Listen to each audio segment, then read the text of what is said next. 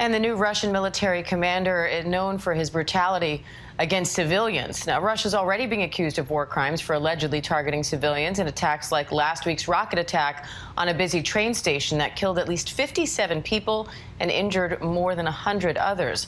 Now, the CEO of World Central Kitchen, Nate Mook, and his team were at the station working to get hot meals to Ukrainians in need when that attack happened. And Nate is joining me now to tell me more as he is on his way to the hard-hit city of Kharkiv. Nate, first of all, I'm just so glad that you and your team are okay. Thank you for taking the time to talk to us. I know thousands of people were at that train station trying to escape Ukraine at the time of the attack. So what did you see?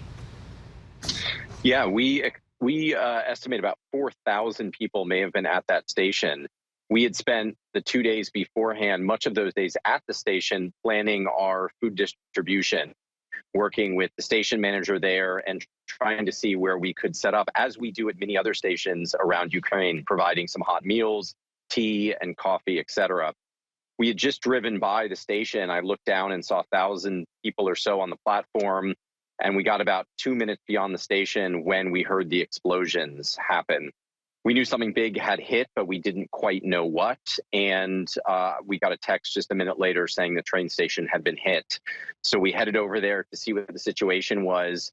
And the scene was horrific. It was catastrophic. There was damage both on the platform and in front of the station where innocent civilians were waiting. There was remnants of a rocket on the ground outside in the parking lot. A lot of damage to the train station itself and surrounding buildings. One of the areas that was really hit the hardest was actually a waiting area for seniors. The individuals, the innocent civilians that were evacuating on these trains, the priority was given to seniors, to small children, to mothers, people with disabilities. And this is what we had seen at the station the previous 2 days. And that's why we were looking to provide meals and food, because sometimes it takes a while to wait for these evacuation trains to arrive and then to leave. So they had a little waiting area set up. They had chairs. They had a little tent area. And this is right where the rocket landed and why so many were killed. You said at first that some people didn't realize what was happening. So what happened as people started to see that this was an attack? Yeah, I think, it was very shocking to many, because the train stations generally have been sort of off limit in terms of being attacked, with the exception, of course, of cities like Mariupol and others that are really, truly on the front lines. Kramatorsk has thus far generally been pretty calm. And up until the mayor and the governor asked people to leave the city in advance of a coming invasion, it was kind of a little bit more normal, especially compared to cities like Kharkiv that have been under constant shelling. And it's also has not been a secret that these train stations were used by innocent civilians to evacuate. So from cities all over the country through the duration of this invasion. And so I think there was a little bit of shock around this idea that the train station itself with just innocent civilians would be targeted, because there's no strategic value to it. It is just murder. So you just talked about how the city of Kharkiv is one that has been undergoing constant shelling, and yet you're on your way there. So what makes you decide to risk your life to stay in these regions, and how do you try to ensure your own safety? Yeah, so we're obviously working very closely with a lot of people, trying to do our best to make sure everyone is safe.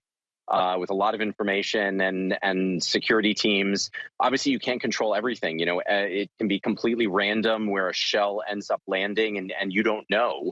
But we have amazing partners in the city in Kharkiv. We have many restaurants that are operational. We've been delivering meals there for weeks and weeks from the very beginning of this, and getting tens of thousands of meals out every day. And so, if our partners are amazing Ukrainians on the ground, are there doing the work, we need to be there to support them and to check in and see how we can, continue to support their effort to get people fed. And so that's why we're headed there. We're going to meet again with some of our partners on the ground, head to our warehouse, see where the needs are. We're very careful about entering any areas that are too close to the front lines.